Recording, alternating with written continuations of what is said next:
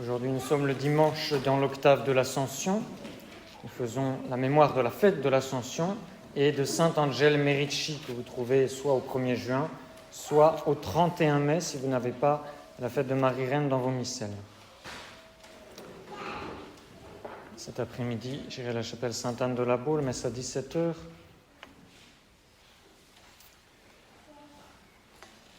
Demain, dans l'octave de l'Ascension, messe à 8h ici au Christ-Roi. Mardi, Sainte Clotilde, reine de France, messe à 7h. Mercredi, Saint François Caracciolo, messe à 7h. Jeudi, octave de l'Ascension, messe à 11h. Et comme c'est la veille du premier vendredi du mois, adoration de 20h à 22h, suivant la demande du Sacré-Cœur. Et nous aurons particulièrement à cœur d'honorer cette demande du Sacré-Cœur, puisque nous sommes entrés dans le mois de juin, le mois du Sacré-Cœur. Donc vendredi, Saint-Norbert, premier vendredi du mois, messe à 7h, et distribution de la Sainte Communion à 18h30 pour ceux qui le désirent, après le chapelet. Samedi prochain, c'est la vigile de la Pentecôte. Il y aura la messe à 8h30 à Notre-Dame-des-Dons, parce que c'est le premier samedi du mois, et la réunion de la croisade eucharistique. Ce samedi est un jour de jeûne et d'abstinence, en préparation à la grande fête de la Pentecôte. Nous aurons donc la réunion de la croisade avec la préparation aux engagements qui auront lieu, juste la cérémonie, le dimanche 22 juin pour la fête Dieu, ici au Christ-Roi. Et puis, il y aura ce samedi les confessions de 17h à 19h.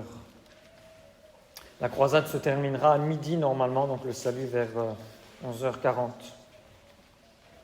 Dimanche prochain, dimanche de la Pentecôte, messe aux horaires habituels, donc l'après-midi à 17h en Vendée. Ayez à cœur, pendant toute cette semaine, de continuer la neuvaine au Saint-Esprit, en préparation à la fête de la Pentecôte.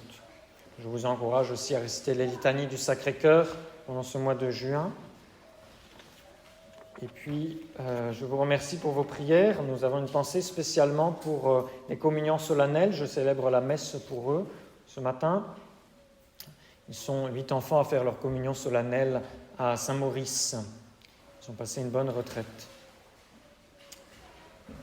Je vous rappelle la décence dans les habits. Puisque nous entrons dans l'été, je dirais un petit mot plus précisément une prochaine fois. Ceux également, les enfants qui ont reçu des sacrements, ou même les adultes, s'il y a des livrets de famille à mettre à jour, n'oubliez pas de m'apporter vos livrets de famille. Je les mettrai à jour cette semaine. S'il y en a qui ont demandé des certificats, je vous les passerai aussi en fin de semaine. Il y a également pour les enfants de la croisade le trésor de juin à disposition. Prenez bien 2 feuilles. Le trésor, les images sont les mêmes, mais trésor numéro 1 et numéro 2.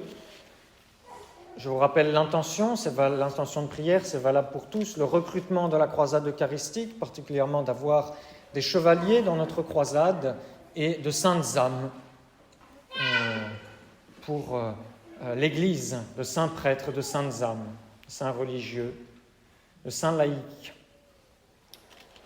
Aujourd'hui également, la bibliothèque de près est ouverte. N'hésitez pas à aller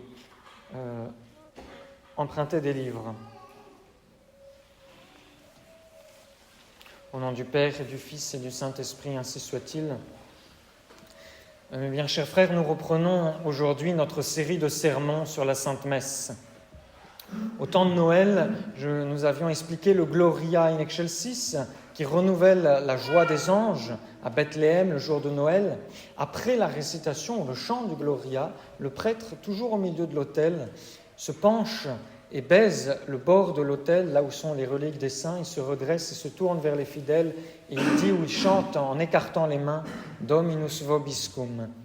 7 fois pendant la messe, le prêtre dit le « Dominus vobiscum » et le servant de messe répond, les fidèles chantent « Et cum spirito tuo », c'est-à-dire qu'il soit aussi avec votre esprit, qu'il soit au plus profond de votre âme pour que vous puissiez célébrer dignement le saint sacrifice. Unissez-vous au cœur sacré de Jésus pour célébrer dignement le saint sacrifice. Et le prêtre doit justement dire le Dominus Vobiscum, intimement uni au Roi du ciel, notre Seigneur Jésus-Christ, et également aux saints anges, en particulier aux 7 grands archanges qui se tiennent devant le trône du Seigneur et qui sont toujours avec lui. Dans l'Ancien Testament, ces 7 grands archanges dont parle l'Apocalypse étaient représentés par le chandelier à 7 branches qui se trouvait dans le Saint des Saints, dans le temple de Jérusalem, juste à côté de l'Arche d'Alliance, pour justement illuminer ce trésor précieux qu'avaient les Juifs de l'Arche d'Alliance. Et à la Sainte Messe, nous avons le privilège d'être avec les 7 grands archanges qui se tiennent en présence du Seigneur. Vous voyez, cette expression Dominus Vobiscum nous vient de la Sainte Écriture, un passage de la Sainte Écriture que je vous lis. Boaz, étant venu lui-même de Bethléem, dit à ses moissonneurs Dominus Vobiscum, que le Seigneur soit avec vous, et ils lui répondirent que le Seigneur vous bénisse. Boaz, c'était l'arrière-grand-père du roi David, donc un ascendant du Messie, et c'était un homme très généreux. Il y a une jeune fille nommée Ruth qui va lui demander de pouvoir ramasser les épis avec ses moissonneurs, de glaner dans ses champs. Il va lui accorder, il va la combler de biens et il va même l'épouser. Ensuite, Ruth, c'est la figure de l'Église qui reçoit les bénédictions du bon Dieu au cours de la Sainte Messe. Le Dominus Vobiscum, c'est aussi l'ange Gabriel, descendu du ciel à la maison de Nazareth, qui a salué Marie par ces mots. Ces mots, nous les répétons dans l'Ave Maria, Dominus tecum, le Seigneur soit avec toi, avec vous. Vous avez conçu du Saint-Esprit. Voilà pourquoi le Dominus Vobiscum, pendant le Dominus Vobiscum, avant, le prêtre baise l'autel et s'unit étroitement à notre Seigneur, symbolisé par l'autel. Il aspire, si vous voulez, l'Esprit de Jésus. Il se tourne vers le peuple ensuite en étendant les mains vers lui et il le salue des mêmes paroles dont s'est servi l'ange Gabriel le jour du mystère de l'Incarnation. L'imitation de Jésus-Christ dit « Quand vous célébrez la Sainte Messe ou que vous y assistez, ce mystère doit être pour vous aussi grand, aussi aimable, aussi nouveau que si Jésus-Christ, descendant aujourd'hui dans le sein de Marie pour la première fois, se faisait homme. » Ce que fit Gabriel pour l'ange Gabriel pour la Sainte Vierge, le prêtre le fait pour l'Église. Il est pour elle le canal du Saint-Esprit. Il répand dans chacun des fidèles l'Esprit du Christ. Il leur donne spirituellement Jésus-Christ, le Seigneur lui-même. Et l'Église, et plus spécialement la messe, est le renouvellement de l'incarnation par l'opération du Saint-Esprit qui s'accomplit à la messe. Cela nous permet de mieux comprendre cette phrase de notre Seigneur à ses apôtres dans l'Évangile d'aujourd'hui. « Lorsque le Paraclet que je vous enverrai de la part du Père, l'Esprit de vérité qui procède du Père sera venu, il rendra témoignage de moi. Et vous aussi, vous me rendrez témoignage parce que vous êtes avec moi depuis le commencement. » Vous me rendrez témoignage en disant ou en écoutant « Dominus Vobiscum », parce que vous êtes avec moi depuis le commencement, ajoute notre Seigneur. Pour cela, il faut arriver à l'heure à la messe, sinon on ne peut pas rendre un bon témoignage. Et en répondant au prêtre « Et cum spiritu tuo », l'Église, les fidèles s'unissent au prêtre, s'unissent à Jésus-Christ par le prêtre, dans le Saint-Esprit, et ils ne font plus qu'un. Le prêtre et les fidèles prient ensemble le Père Céleste au nom de Jésus-Christ. Les 7 Dominus Vobiscum de la messe signifient également les 7 dons du Saint-Esprit que nous nous préparons à recevoir de nouveau à la Pentecôte, pour qu'ils s'approfondissent dans notre âme. Le tout premier Dominus Vobiscum, il se dit au pied de l'autel, après le Confiteor, juste avant que le prêtre ne monte à l'autel. Il signifie le don de crainte de Dieu, par lequel le Saint-Esprit nous confirme dans l'horreur du péché et dans l'esprit de pénitence, puisqu'on vient de réciter le Confiteor. Et c'est cet esprit de crainte religieuse qui doit remplir le cœur du prêtre et celui des assistants au moment où commence le saint sacrifice de la messe. Vous pouvez penser, vous pouvez dire à ce moment-là, Notre-Dame des dons, donnez-nous le don de la crainte de Dieu. Sacré-Cœur de Jésus, donnez-nous la crainte de Dieu. Le deuxième Dominus Vobiscum, il se dit après le Gloria, il exprime et il répand en nous le don de piété filiale qui part du cœur de Jésus, se répand dans le cœur de tous les fidèles.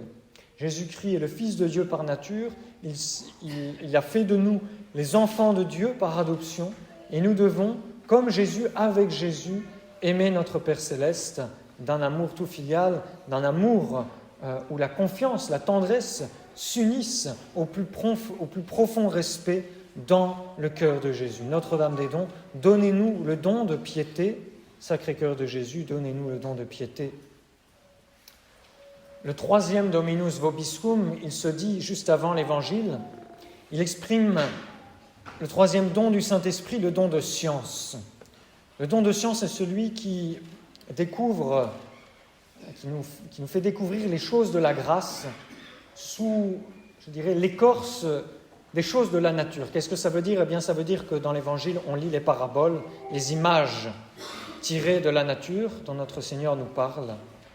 Et ce Dominus Vobiscum nous donne le don de science pour que nous comprenions les mystères cachés dans les paraboles. Et surtout, comment nous devons appliquer ces paraboles à notre vie. Notre-Dame des dons, donnez-nous ce don de science et la lumière du Saint-Esprit pour notre vie quotidienne, pour appliquer les mystères de notre Seigneur, Sacré-Cœur de Jésus, verser dans notre âme le don de science. Le quatrième Dominus Vobiscum, il vient juste après le Credo, au début de l'offertoire, et il exprime le don de force que Jésus donne à son Église, qu'il donne à ses prêtres, qu'il donne à tous les chrétiens, en s'offrant généreusement pour notre salut. Il est bien placé là, juste après le Credo, parce que la force surnaturelle est indispensable à tous si nous voulons confesser la foi, si nous voulons être prêts, et c'est dans ces dispositions-là que nous devons être en entendant ce Dominus Vobiscum après le Credo, les dispositions qu'avaient les martyrs, être prêts à sceller notre foi de notre sang. Et puis également, ce Dominus Vobiscum, il nous donne la force pour avoir l'esprit de sacrifice au moment où notre Seigneur Jésus-Christ s'offre, se donne en oblation au moment de l'offertoire qui va s'accomplir. Notre-Dame des dons, donnez-nous cette force du Saint-Esprit, Sacré-Cœur de Jésus, donnez-nous cette force que vous aviez en vous-même. La cinquième salutation, cinquième Dominus Vobiscum qui se donne au commencement de la préface. La préface, c'est cette prière solennelle qui débouche sur le canon de la messe et comme préparation immédiate à reconnaître, à adorer Jésus-Christ, le souverain prêtre. Le prêtre va souhaiter aux assistants le don de conseil qui fait discerner ce qui est de Dieu et ce qui n'est pas de Dieu. C'est le don de conseil qui permet de reconnaître dans notre âme les inspirations de la grâce, les inspirations du bon Dieu, les inspirations de l'ange gardien et au contraire les inspirations du démon également. Le don de conseil, c'est le radar qui nous guide et le don de conseil va nous permettre ensuite de mieux conseiller le prochain également. Vous voyez que toutes les grâces de la vie spirituelle, absolument toutes, passent par la Sainte Messe. Si la messe n'était plus célébrée sur la terre, on aurait beau prier, personne ne recevrait plus aucune grâce. C'est pourquoi la messe ne disparaîtra pas totalement de la terre avant la fin du monde, et quand elle disparaîtra, ce sera la fin du monde. En attendant, disons de tout notre cœur, Notre-Dame des dons, Sacré-Cœur de Jésus, donnez-nous le don de conseil. Vous qui êtes Sacré-Cœur de Jésus, qui êtes l'ange du grand conseil, comme nous disons dans les litanies. Le don d'intelligence, il est souhaité aux fidèles par le sixième Dominus Vobiscum, celui que le prêtre dit après la communion. C'est un don excellent qui nous fait pénétrer jusque dans l'intime du mystère des mystères. Vous voyez, autant le don de science, il nous permet de comprendre les choses de la nature à la lumière divine, autant le don d'intelligence nous permet de comprendre les mystères du catéchisme, tout simplement, et particulièrement le mystère de l'Eucharistie, le sacrement de l'Eucharistie que nous venons de recevoir, qui est la vie, la nourriture de nos âmes. Et normalement, vous avez eu le temps, à ce moment-là, de prier en silence, après avoir reçu l'hostie, pendant que le prêtre termine de distribuer la Sainte Communion, pendant qu'il purifie le calice. Et quand le prêtre prend la prière à voix haute, quand le chant du Dominus Vobiscum, c'est là qu'on réalise ce qu'on vient de recevoir, qu'on reçoit l'intelligence des mystères cachés. Notre-Dame des dons, donnez-nous à ce moment-là le don d'intelligence. Saint-Esprit, de vos lumières, éclairez-nous. Cœur sacré de Jésus, versez dans notre âme la lumière pour comprendre la profondeur de vos mystères. Puis enfin, le 7e Dominus Vobiscum, il se dit à la fin du Saint-Sacrifice, avant l'Ite Missa Est, juste avant la bénédiction finale. Il signifie le don de sagesse, le plus sublime des dons du Saint-Esprit. Celui qui enflamme nos cœurs, c'est le don de la contemplation et du pur amour de Jésus-Christ. C'est un souhait qui est placé à la fin de la messe, comme pour engager les fidèles à y revenir le plus vite possible. Et alors que la présence réelle de notre Seigneur disparaît progressivement dans votre corps, que l'hostie est digérée, eh bien, nous pouvons penser à ces paroles que notre Seigneur dit à ses apôtres. « Je vous dis la vérité, il vous est utile que je m'en aille, car si je ne m'en vais pas, le Paraclet ne viendra pas à vous, mais si je m'en vais, je vous l'enverrai. Notre-Dame des dons, donnez-nous cet amour de Jésus, la sagesse incarnée, que vous avez conçu par l'opération du Saint-Esprit. Que cet Esprit descende dans nos âmes, attirez-le sur nous, comme vous l'avez attiré sur les apôtres le jour de la Pentecôte. Sacré-Cœur de Jésus, envoyez-nous le Paraclet. Eh bien, chers frères, intensifiez votre prière en ce temps préparatoire à la Pentecôte. Continuez bien la neuvaine au Saint-Esprit. Nous la dirons d'ailleurs aujourd'hui à la fin de la messe, la prière du Venez Esprit Saint, tous ensemble. Voilà le sens de ces 7 Dominus Vobiscum. Le prêtre en dit un 8e avant de réciter le dernier évangile. Cela ne fait pas à proprement parler partie de la messe, puisque la messe se termine solennellement à la bénédiction du prêtre. Autrefois, le célébrant disait le dernier évangile tout bas, en quittant l'autel et en retournant à la sacristie. C'est pour ça que le prêtre, à la messe chantée, le dit à voix moyenne, pas très fort. Et ce dernier Dominus Vobiscum, il signifie la contemplation du ciel, qui est expliqué dans le dernier évangile, où Saint Jean, symbolisé par l'aigle, voit le mystère de l'incarnation, mais cette fois-ci du haut, en contemplant les mystères depuis le haut. C'est le Dominus Vobiscum de la béatitude éternelle, que le Seigneur soit avec vous pour toujours, ou plutôt que vous soyez avec notre Seigneur et le Saint-Esprit pour toujours dans le ciel. Les modernistes ont pensé que les Dominus Vobiscum ne suffisaient pas. Ils ont introduit au début de la nouvelle messe une espèce de salut que le prêtre doit faire aux fidèles. Je tourne vers les fidèles et il les salue, comme si le Christ était dans les fidèles. Je vous parle des modernistes pour vous montrer le trésor que nous avons dans la messe traditionnelle et ce que le démon a fait pour détruire ce trésor de l'Église. Il y avait un théologien moderniste qui disait en 1969, donc l'année de la promulgation de cette fausse messe, il expliquait justement sur cette inclination que le prêtre doit faire vers les fidèles au début de la messe. Il disait « Quels que soient les sentiments d'un prêtre à ce moment-là, qu'il soit nerveux, inquiet ou irritable, sa salutation doit être chaleureuse, confiante et amicale, et elle doit établir entre lui et l'assemblée le dialogue qui doit rester le même tout au long de la célébration. » Et ce sont ces gens-là qui ont fait passer le message moderniste et qui ont mis ça en pratique dans la nouvelle messe. Il y a 3 erreurs qui montrent la transformation totale du Saint-Sacrifice dans la messe en la messe de Satan. D'abord, il y a le dialogue. La messe n'est pas un dialogue, la messe est une prière. Ce n'est pas le prêtre qui discute avec les fidèles, Ce sont les fidèles qui s'unissent au prêtre pour prier avec la Sainte Église. C'est pour cela que nous ne faisons pas, d'ailleurs, la messe dialoguée. Ensuite, deuxième erreur, c'est le fait d'être passé de toutes les marques extérieures de dévotion et de piété, comme dit le Concile de Trente, à, je cite ce théologien, la chaleur humaine et au sentiment. Le prêtre n'est pas là pour être votre copain, mais pour représenter le Christ. Les modernistes, ils font du prêtre le copain des fidèles. Et troisième erreur, et c'est même une hérésie si on y réfléchit bien, c'est la fausse manière dont le Christ est présent.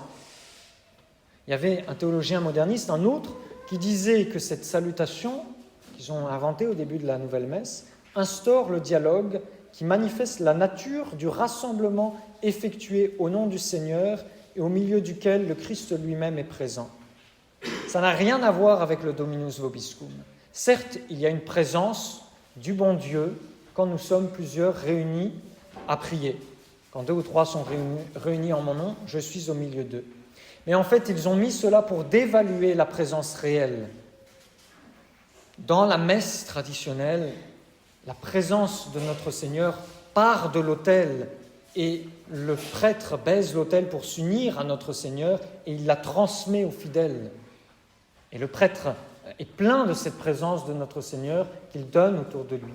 Et lorsqu'il passe, lorsqu'il entre, lorsqu'il sort, eh bien, on s'incline vers le prêtre. Ce n'est pas le prêtre qui s'incline vers les fidèles, c'est les fidèles qui s'inclinent vers le prêtre par respect de cette présence de notre Seigneur qu'il leur donne. Et les modernistes disent aussi qu'à ce moment-là, dans les Dominus Vobiscum, il faut bien étendre les bras comme pour animer un concert, alors que la Sainte Église, dans les rubriques traditionnelles, est très mesurée dans ses mouvements, dans le rite romain, pour signifier justement ce respect que nous devons avoir. Ce n'est pas une animation de concert, c'est une grâce qui passe. Ça passe dignement. Et par rapport à cela, eh bien, je vais vous donner le témoignage de Sainte Jeanne de Chantal qui parlait de Saint François de Sales. Dans la déposition officielle qu'elle a faite pour la béatification et la canonisation de Saint François de Sales, on trouve ce beau témoignage. Notre bienheureux récitait les offices de l'Église avec une attention, une révérence et une dévotion tout extraordinaires. Il ne tournait pas quasiment les yeux ni la tête que là où il était requis et se tenait là avec une gravité très humble, toujours debout sans jamais s'asseoir, même s'il était faible et malade. Il y recevait de grands sentiments de Dieu et de grandes lumières. Il m'écrivit une fois que parmi la célébration d'une certaine grande fête, il lui semblait être parmi le chœur des anges. Étant à l'autel, il était aisé à voir qu'il tenait une profonde révérence et attention devant Dieu. Notre bienheureux possédait à un degré très éminent la sainte vertu de religion. Je vais encourager les enfants de la croisade à pratiquer ce mois-ci. Le mot d'ordre, c'est bien se tenir à la chapelle et dans vos prières, les enfants. Il avait un très grand respect, continue Sainte Jeanne de Chantal, de tout ce qui regardait le culte divin, dont il faisait les actions avec une profonde révérence, gravité et dévotion, ayant devant les yeux la grandeur de celui qu'il servait. Quel exemple magnifique pour chacun d'entre nous. À chaque Dominus Vobiscum, le prêtre aussi écarte les mains. Et c'est vraiment Jésus ressuscité, Jésus qui monte au ciel, qui nous laisse voir son sacré cœur percé par la lance, qui laisse échapper les trésors de sa miséricorde, comme s'il disait aux apôtres le soir du jeudi saint, « Et moi, je prierai le Père, et il vous donnera un autre paraclet, afin qu'il demeure éternellement avec vous, l'Esprit de vérité que le monde ne peut pas recevoir, parce qu'il ne le voit pas et ne le connaît pas.